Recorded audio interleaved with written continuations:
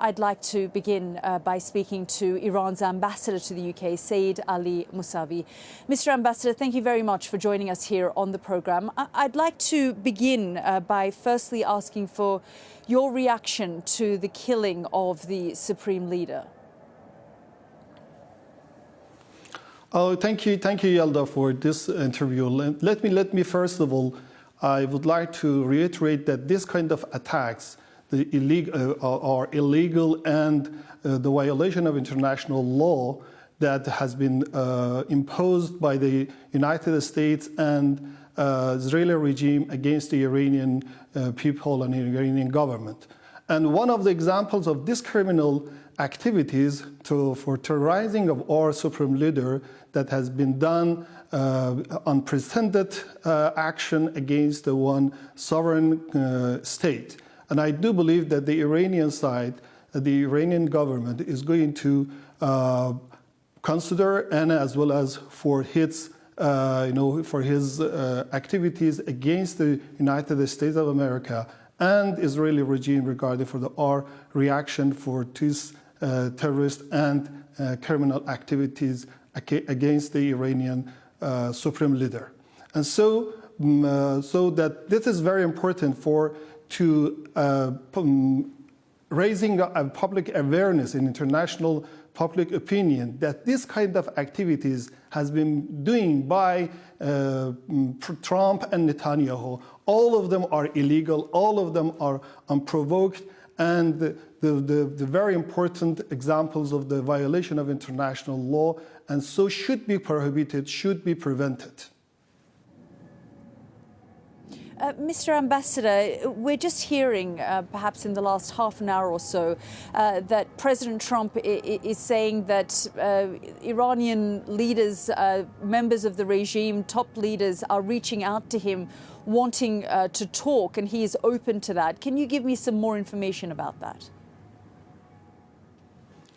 You see, now we are in the war. So they attacked us, and President Trump and as well as Netanyahu attacked to the Iranian people and an Iranian territory, and they violated the Iranian national sovereignty. And so we were in the middle of the negotiation. We were in the, we are looking for one diplomatic solution. And so there is no need to go into the military action, military confrontation between us. But unfortunately now, in the middle of the military action, they are killing our people, they are killing our innocent children in the schools.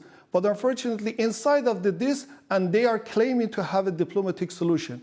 There is no doubt that the Iranian government and the Iranian people always reiterates on diplomacy and diplomatic solution, so that that we have this kind of peaceful settlement of mechanism. But why do you want to go to the war? Why do you want to go to the military?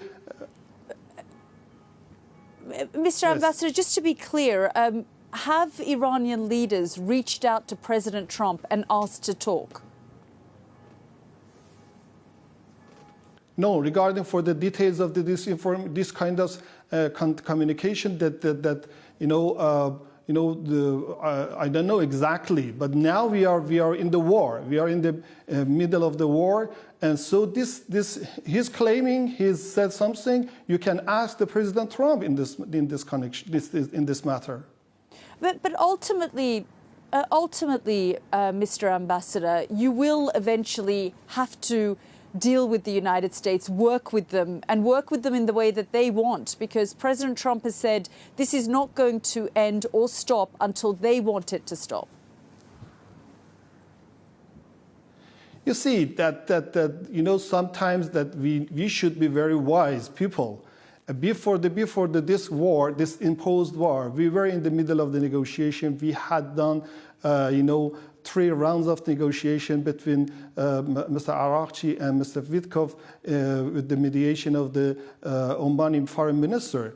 And so, but unfortunately, in the middle of this kind of negotiation, and so it was planned that the technical negotiation would be taking place tomorrow at Vienna. But unfortunately, they started war, they started military aggression against the Iranian people, against the Iranian country.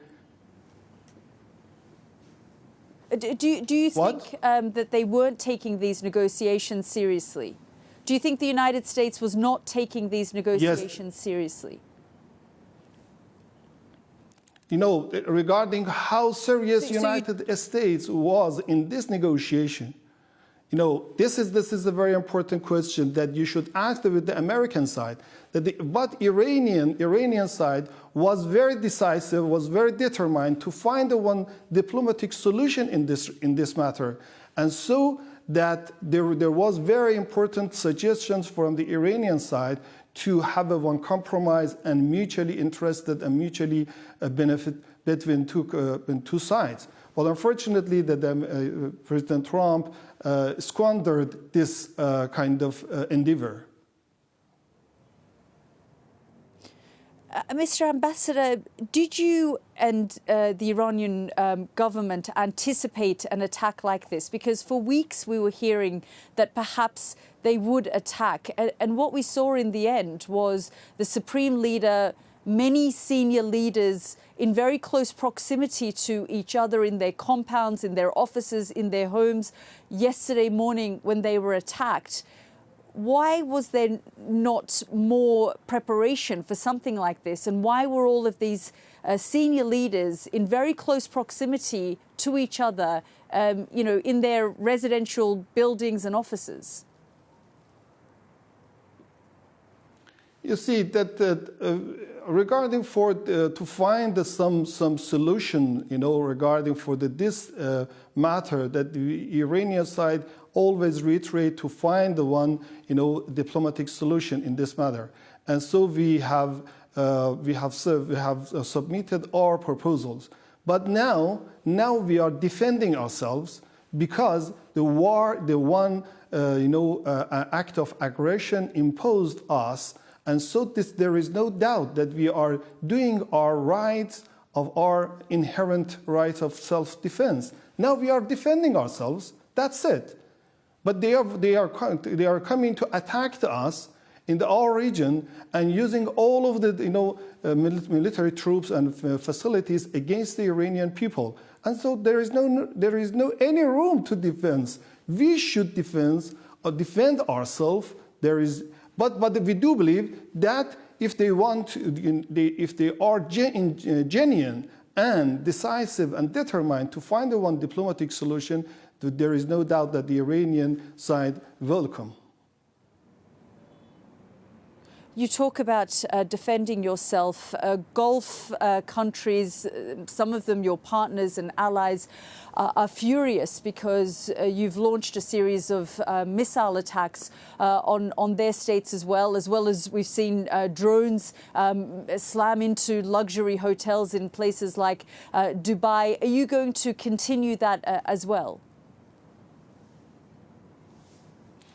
You see, first of all, let me reiterate that we have a very friendly and brotherly relations with our neighbors in the Persian Gulf, all of them, with the UAE, Qatar, Saudi Arabia, Bahrain, Kuwait, all of them, and so we had a very good relations with them, and before this imposed war, we have declared to the American side and as well as our neighbors that if they want to impose any war and military aggression against Iran, there is no doubt that Iran will consider to have some reaction according to our self-defense right, and so any military bases, any properties, any assets that which are very supporting of the American troops to have some intelligence or military activities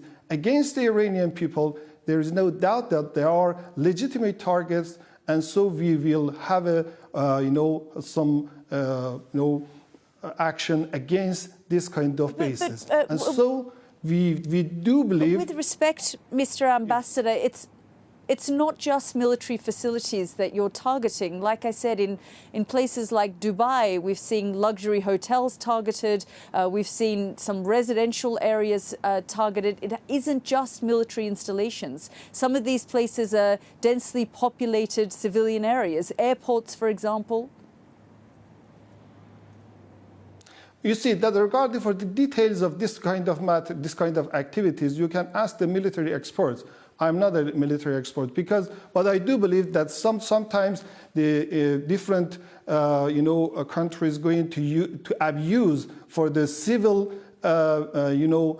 civil properties for the purposes of the military attacks. And so, but I do prefer to reply this question to you, Yalda, through the military experts, because intelligence services or any other assisting to military action, military aggression, all of them will be included as military targets. Mr. Ambassador, could you tell us a little bit more about the civilian casualties inside Iran? Because we understand a school was hit as well in the last 24 hours. What is the situation inside the country? Unfortunately, we have several victims and martyrs inside of Iran and many casualties. To be honest, I have no any exact figure regarding for how many people has been martyred and killed. But I do believe in the one example that the Israeli regime and American regime attacked us in the one school in the Minab city.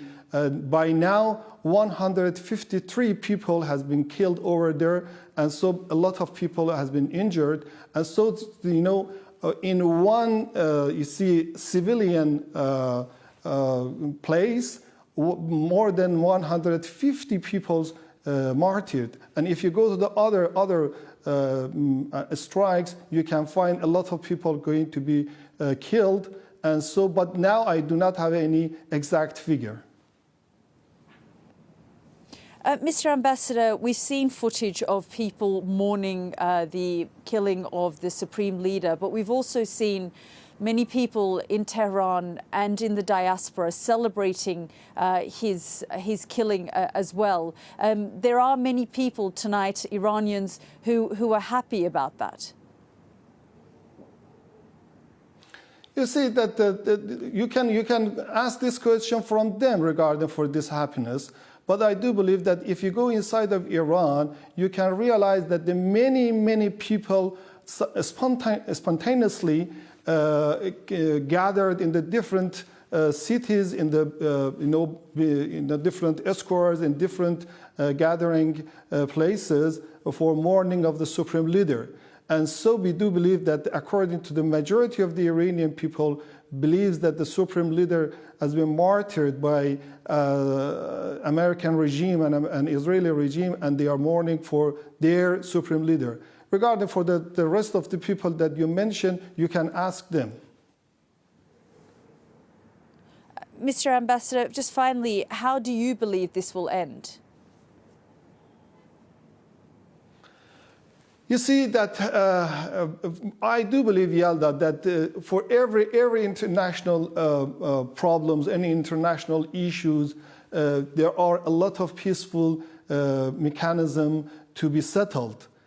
One of them is, making some concerns regarding for the Iranian nuclear program, that although that we have shown our intention and desire that the Iranian side do not have any desire to produce the nuclear bomb, but for the eradication and the removing any misunderstanding, any concern, and any worries about this matter, that the Iranian side was very ready to have this, peaceful settlement.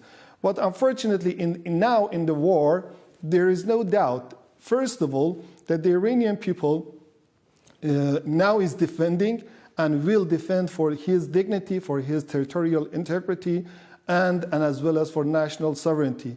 But we do believe that wherever that the other side is genuine, is decisive, is intended to have one mutually compromise, mutually agreed compromise, there is no doubt that the Iranian side is ready to have to exhaust again the diplomatic solution. Ambassador Mousavi, thank you very much for joining us here on the program. Thank you, Yalda. Thank you.